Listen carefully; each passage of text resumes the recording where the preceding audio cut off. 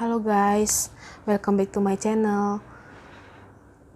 Pertama-tama, aku mau ngucapin terima kasih buat kalian yang masih setia untuk nonton video aku. Walaupun aku udah lama banget ya gak buat video, karena ya namanya kehidupan kita gak tahu kapan masalah itu datang dan bagaimana masalah itu. Yang terpenting kita harus tetap kuat untuk menjalani. Pertama aku mau cerita dulu kenapa selama ini aku udah lama gak bikin video, juga udah lama banget gak ada kabar. Ya awal mulanya setelah terakhir aku bikin video yang makan tahu mercon dan pete itu, di video terakhir aku itu ya guys. Nah di saat itu aku tahu, aku mendapatkan kabar bahagia kalau aku positif hamil. Aku sudah menikah kurang lebih selama hampir 6 tahun. Bulan Agustus nanti sudah 6 tahun. Nah, itu sangat bahagia banget guys. Waktu itu aku pikir, ya ini udah waktunya aku untuk bahagia. Ini udah waktunya aku untuk ya merasakan seperti wanita-wanita lain lah. Memang dulu sebelumnya aku juga pernah hamil, tapi juga keguguran juga. Dan kali ini aku pikir ya akan berjalan dengan baik, karena saat aku tahu hamil itu sampai aku tunggu sekitar hampir 2 minggu itu aku pun gak ada tanda-tanda keguguran guys. Nah setelah aku cek ke dokter sehari sebelumnya itu aku keluar flek dong. Nah dari situ aku sudah mulai khawatir, kenapa ini sama kayak kehamilan yang pertama dulu.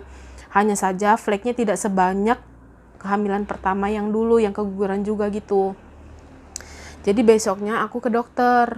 Nah di situ barulah di USG aku juga cemas guys sebenarnya, deg-degan iya, tapi ya mau nggak mau ya kita harus USG dan harus tahu benar-benar hamil ini, benar-benar hamil di dalam kandungan atau di luar kandungan. Itu sih yang pertama, yang terpenting dulu yang harus aku tahu, karena kalau dibiarkan di luar kandungan itu juga akan berbahaya bagi diriku sendiri.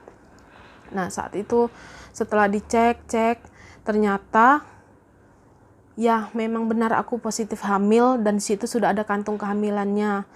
Tetapi berbarengan dengan itu aku juga ada kista guys di ovarium sebelah kanan. Ya kata dokter sih ini kistanya tidak berbahaya, hanya berisi cairan atau disebut juga kista coklat ya. Aku kurang tahu jelasnya bagaimana. Yang jelas kata dokter tidak usah dipikirkan, hanya fokus kepada janinnya saja. Semoga janinnya bisa berkembang, karena saat itu kan masih kecil banget ya guys, masih sekitar 4 minggu 5 minggu gitu, belum kelihatan janinnya. Nah jadi kata dokter kita fokus untuk memberi makan kepada janinnya, tidak memberi makan kepada kistanya. Dan aku pikir-pikir di situ aku dibilang karena kebanyakan makan makanan instan, makan makanan yang tidak sehat. Dan aku berpikir di saat itu, aku buat video selama ini ya aku memang makan makanan yang ya mungkin gak sehat, tapi hanya untuk menyenangkan hati penonton. Di situ aku mulai sadar guys, kalau kesehatan itu sangatlah penting. Memang kita boleh makan makanan instan, tapi jangan terlalu sering. Di situ aku merasa ya udahlah, karena aku terlalu bahagia jadi aku tidak memikirkan kista itu. Jadi aku hanya tidak boleh makan makanan instan, tidak boleh makan makanan yang berlemak terlalu tinggi seperti gorengan. Di situ aku memutuskan untuk berhenti nge-YouTube dulu sementara.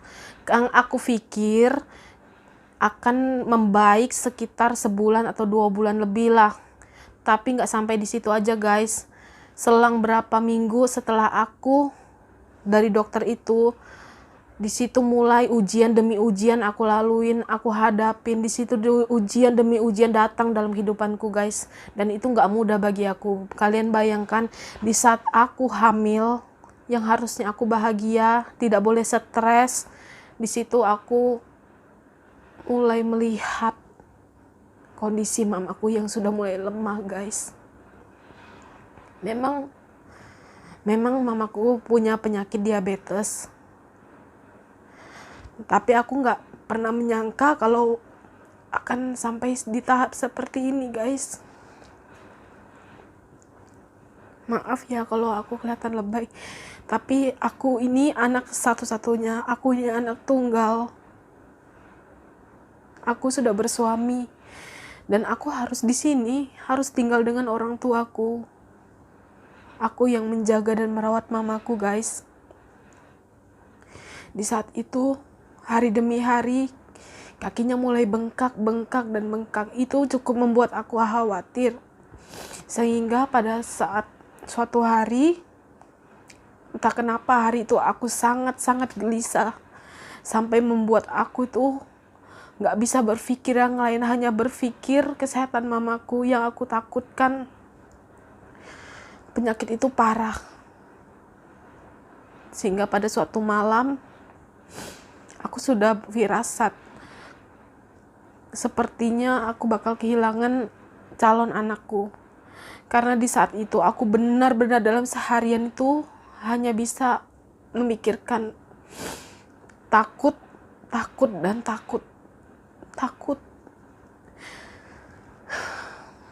Kalian tidak bisa membayangkan, guys. Di saat kita bahagia mendapatkan kabar kehamilan itu yang sudah ditunggu-tunggu, tetapi di saat berbarengan juga aku harus melihat orang tuaku sakit.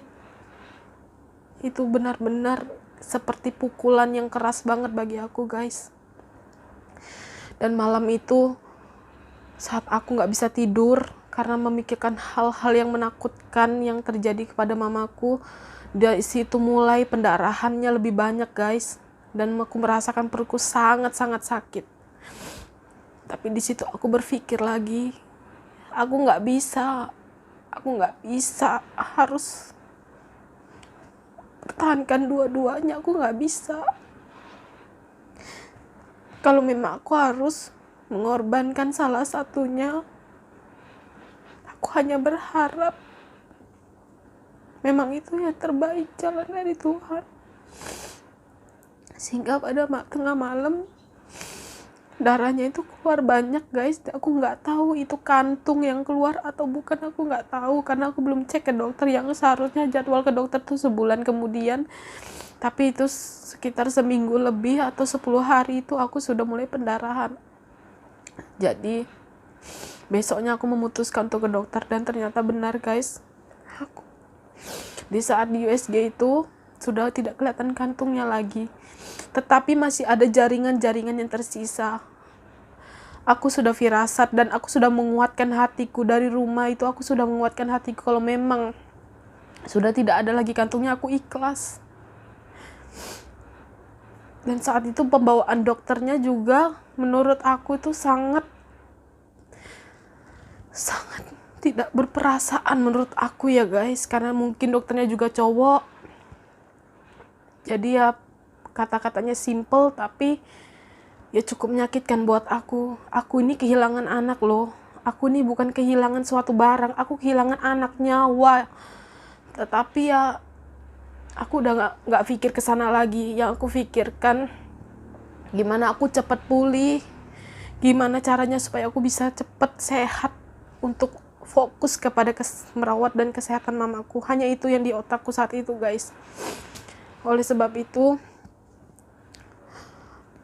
ya hari demi hari aku berusaha untuk meyakinkan diriku bahwa semua ini udah jalannya Tuhan, bahwa semua ini udah kehendak Tuhan, dan aku percaya rancangannya itu rancangan yang baik dalam kehidupanku. Kalau ini semua diizinkan terjadi dalam hidupku, berarti aku mampu dan aku ingin dijadikan lebih kuat lagi, guys. Dan setelah itu kata dokter aku dikasih obat untuk kontraksi rahim supaya jaringan-jaringan itu keluar. Tetapi aku juga dibilang kalau belum apa-apa sudah ditakutkan dengan kata-kata kalau aku sampai pendarahan banyak banget, aku harus segera ke rumah sakit. Aku pasti down dong saat itu dan aku nggak berani untuk minum obat itu. Jadi aku putuskan aku tidak minum obat itu dulu sebelum aku kembali ke dokter kandungan yang aku cek kehamilan pertama itu dokternya cewek. Jadi aku datang lagi besoknya ke rumah sakit. Di saat dokter yang cewek ini lebih berperasaan karena mungkin dia juga wanita, dia merasakan bagaimana rasanya seorang wanita kehilangan calon buah hatinya. Di situ dia katakan, sayang sekali, ini sudah tidak ada kantungnya. Oh my God, satu, aku cuma bisa bilang, gak apa-apa dok, aku udah ikhlas. Aku cuma bisa bilang kayak gitu. Aku benar-benar sudah mengikhlaskan anak ini dok.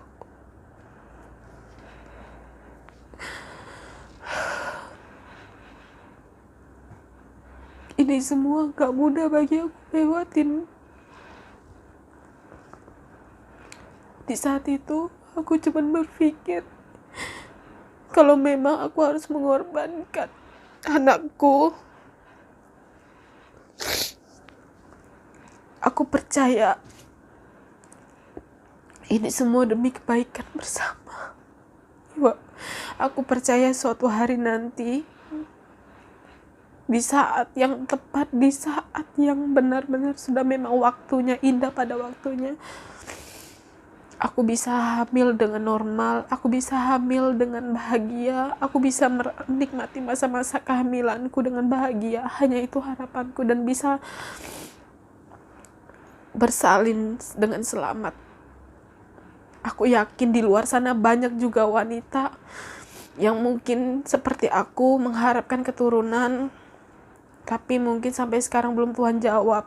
Aku cuman mau bilang, jangan pernah berhenti berharap.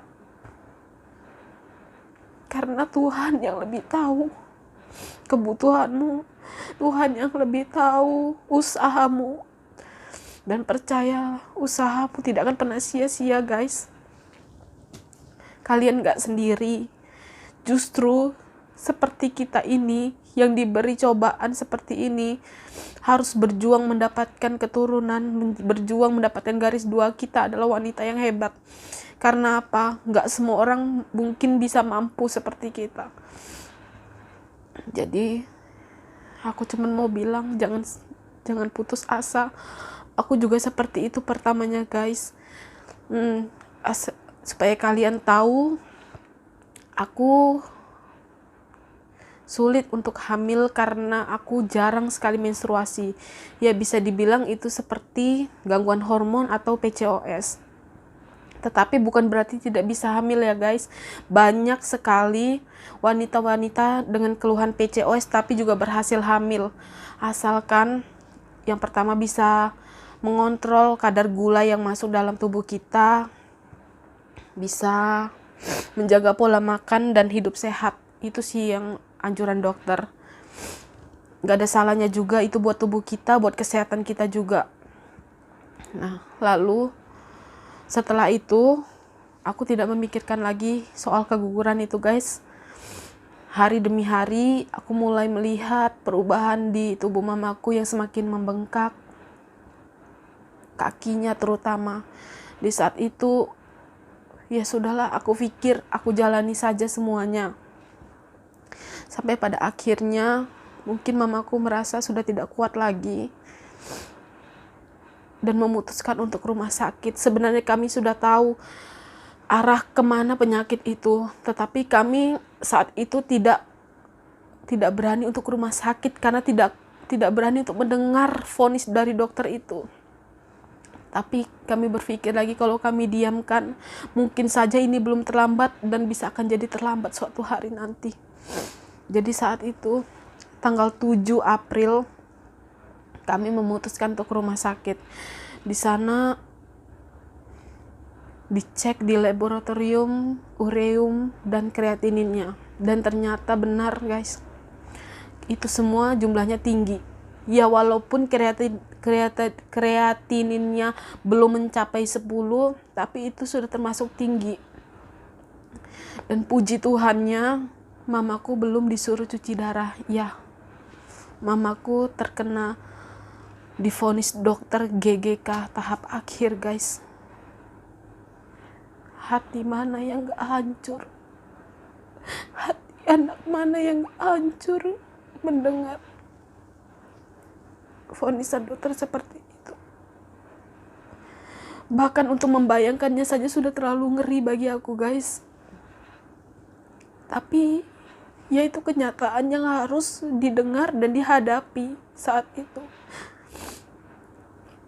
Tapi puji Tuhannya, mamaku belum disuruh cuci darah.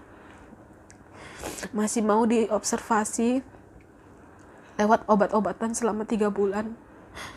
Hanya berharap bulan demi bulan kreatininnya bisa turun, ureumnya bisa turun, semua bisa membaik, guys. Saat ini aku sedang berusaha untuk terus menguatkan mamaku, untuk terus menemani dia berjuang melawan penyakitnya, merawatnya, karena aku percaya mujizat itu pasti ada. Mujizat itu pasti ada.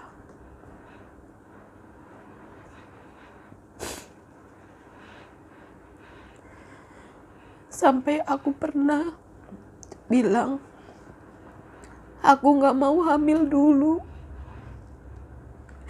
Aku gak mau hamil dulu sampai mama benar-benar sembuh.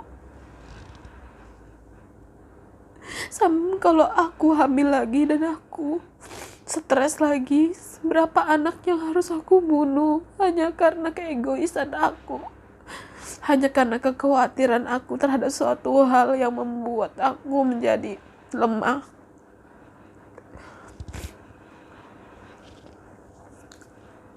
Tapi hari demi hari mamaku bertanya, sampai kapan kamu mau nunggu gak punya anak? Aku hanya bisa bilang sampai semua keadaan membaik. Kapan?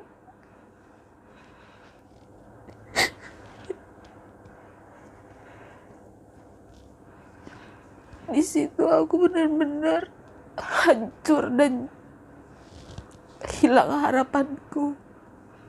Sampai pada akhirnya aku merasa gak ada gunanya kalau aku terus-terusan seperti ini. Akhirnya aku memutuskan untuk bangkit.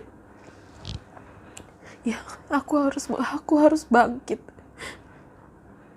Kalau aku terpuruk, kalau aku lemah, siapa yang akan menguatkan mamaku?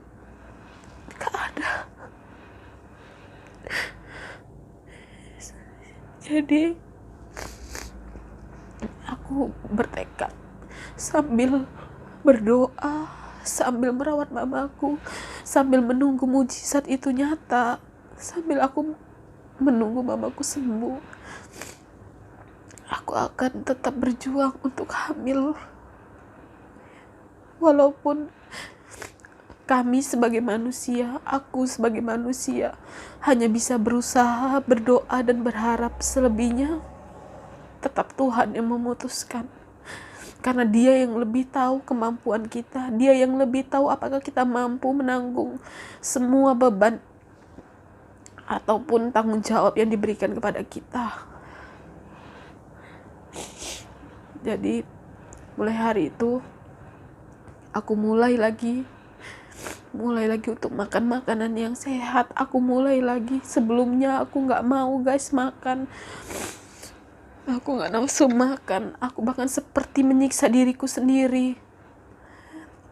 Benar-benar menyiksa diriku sendiri, guys. Aku tahu itu salah dan aku harap kalian tidak menyontohnya.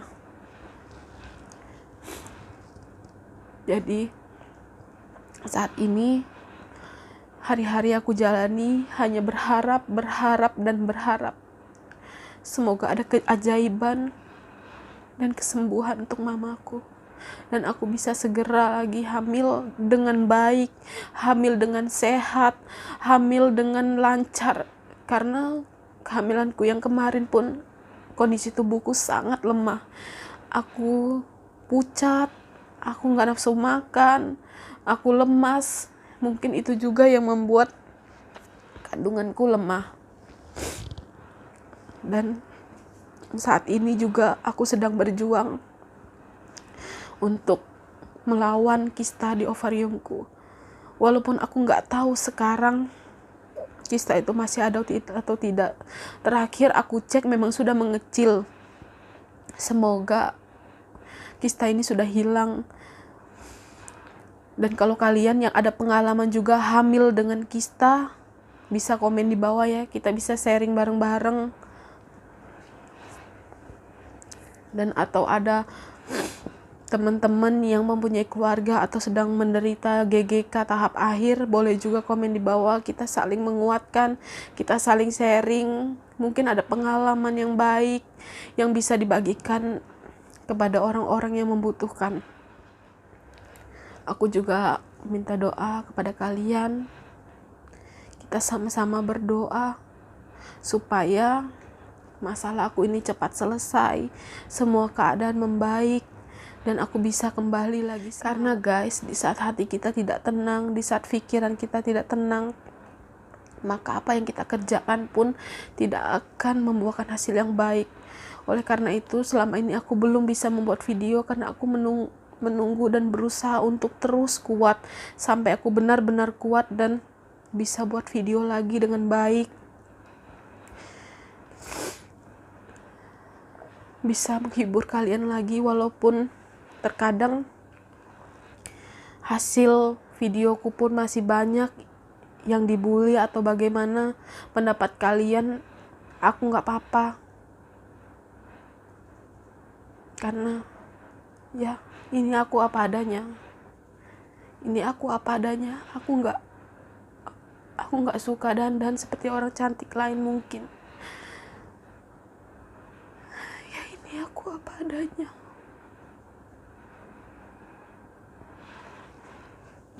Dan aku juga sudah mengganti nama channelku.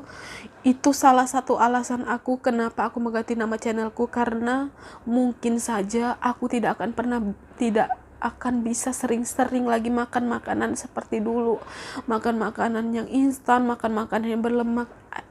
Kalau ASMR itu kan sudah pasti makanan, jadi aku mungkin di vlog yang kali ini, di channel yang ini, tidak selalu makan makanan yang akan aku upload. Mungkin saja ada video-video lain atau keseharianku atau bagaimana yang kalian mau, kalian bisa komen di bawah ya guys. Dan aku mengucapkan terima kasih banyak bagi kalian, teman-teman aku yang care banget sama aku sampai nanyain kenapa apa aku sakit, aku kemana, kenapa nggak pernah upload video lagi, apakah aku baik-baik saja. Banyak sekali DM yang masuk dan WA dan di komen. Terima kasih banyak buat kalian yang masih setia sama channel aku, masih setia nonton video-video aku. Makasih banyak. Kalian sungguh luar biasa.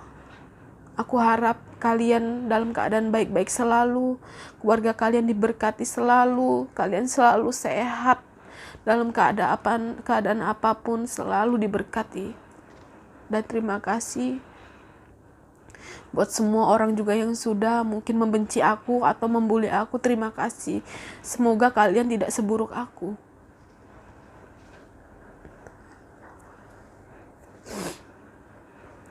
Mungkin sekian itu dulu yang bisa aku sampaikan tuh sampai saat ini. Ya, kedepannya semoga aku bisa sering-sering upload video, walaupun mungkin tidak sebagus dulu, walaupun mungkin tidak semenggiurkan dulu, tetapi aku berharap kalian tetap terus dukung aku untuk semakin semangat buat videonya lagi. Dan aku berharap channel aku bisa berkembang. Tolong dukung aku ya guys. Semoga semua masalah ini cepat berlalu, semoga semua badai ini cepat berlalu dan aku bisa melihat pelangi.